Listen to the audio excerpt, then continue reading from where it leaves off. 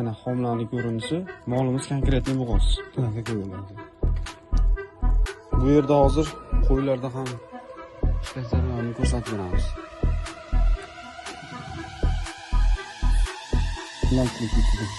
Ana.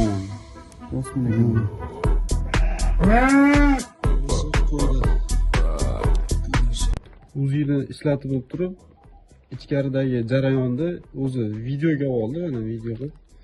Hozir mana homilani ko'rinishi.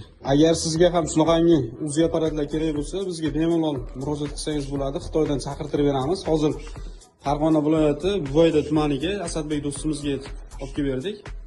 Buni xizmati Buvayda tuman, Bog'dod tuman, Uchko'prik bo'yicha xizmat bo'ladi.